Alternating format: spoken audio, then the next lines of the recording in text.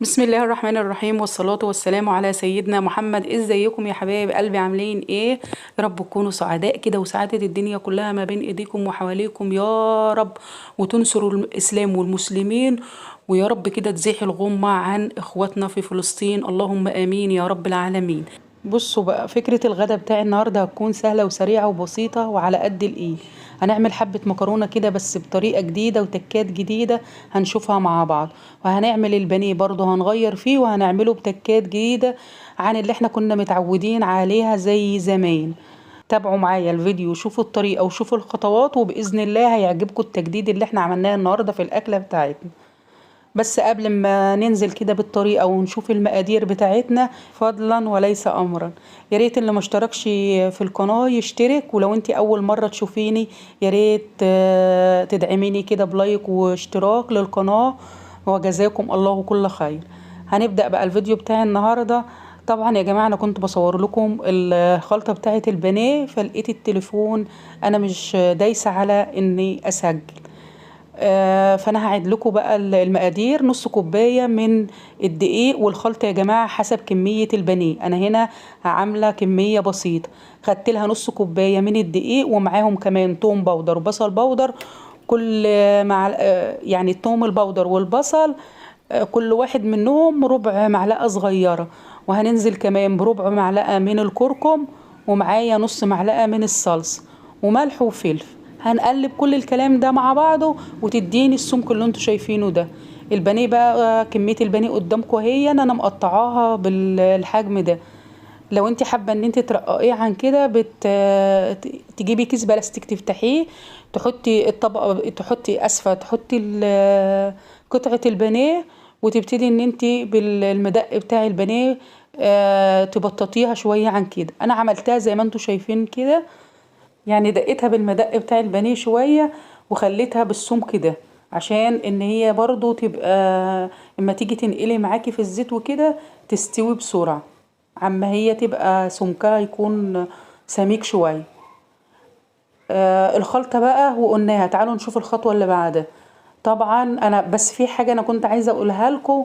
انا كده دلوقتي الخلطة بتاعتي بقت مختلفة تماما عن البانيه اللي احنا كنا متعودين عليه وبنعمله زمان. انا هنا يا جماعة ما استخدمتش اي بيض خالص. هقول لكم برضو الخلطة تاني، هعيدها لكم تاني. الخلطة عبارة عن نص كوباية من الدقيق، ومعاها كمان ربع معلقة من الثوم البودر والبصل البودر، ومعايا نص معلقة من اسفة ربع معلقة من الكركم، ونص معلقة من الصلصة، وملح وفلفل. بس كده، مفيش زيادة عن كده. وخدي بالك بقى زي ما انا قلت الخلطة تبع كمية البانيه اللي انت هتستخدميه، يعني طبعا هتضعفي الكمية، هتضعفي برضو المقادير. كده تمام. خلاص بقى، انا هاخد كده قطعة البانيه احطها في الخلطة اللي انا عاملاها دي، ومن الخلطة احطها على الفيجيتار. عندك فيجيتار حار وفيجيتار بارد، اللي يعجبك بقى استخدميه. انا هنا استخدمت البارد. وطبعا عندي زيت هنا سخن، وانزل بقى بقطعة البانيه زي ما انتوا شايفين كده. انا هنا ما ريحتش قطعة البانيه خالص، انا خدت كل حاجة على الحامي كده زي ما بيقولوا. يعني هي المفروض ان هي تغلفيها وتسيبيها تستريح في التلاجة قيمة نص ساعة.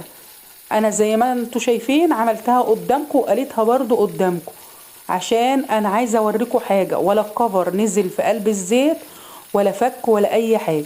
ويا سلام بقى لو شميتوا الريحة، ريحته بجد تحفة، اللهم بارك، جميل جدا. وإلا اللون، كل حاجة. يعني أنا سجلت الفيديو معاكم على الهوا، كل حاجة عملتها قدامكم، ولا ريحته زي ما كنا بنريحه زمان لأن ما بقاش فيه راحة للأسف. وانا اتعمدت ان انا اعمل الخطوة دي قدامكم عشان تشوفوا، وقالته قدامكم هو، والزيت صافي ورايق زي ما انتوا شايفين ولا فك، اللهم بارك بجد. الطريقة دي من الاخر، ان جربتيها تعتمديها على طول، وهي هتبقى طريقتك بإذن الله بعد الفيديو ده. بجد والله يا بنات ريحته جميلة وطعمه كمان اجمل.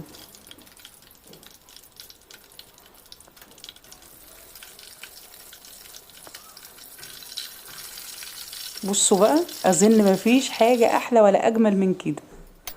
هخلص الكمية وهرجع لكم تاني. فاصل ونواصل، وهتروحوا في اي حتة تانية واستنوني عشان تشوفوا التركة الاخرانية بتاعة المكرونة بالصلصة.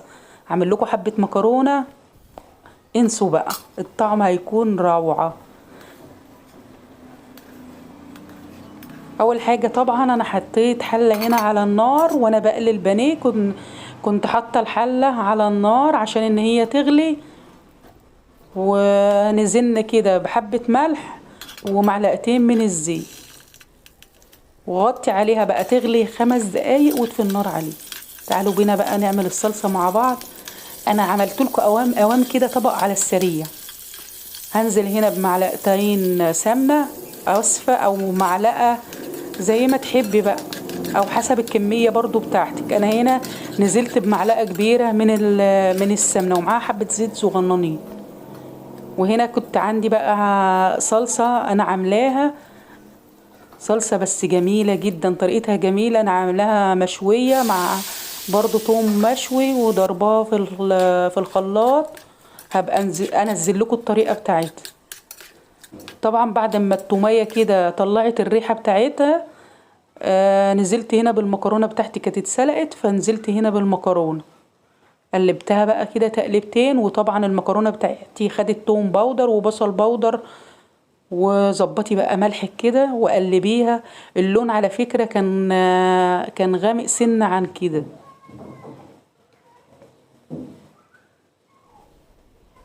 بصوا بقى المكرونة الحباية بحبتها، ولا معجنة ولا اي حاجة، وطبق كده على السريع مع حبة البانيه الجمال دول. وده كان غدانا النهاردة، كان سهل وسريع كده وعلى قد الايد.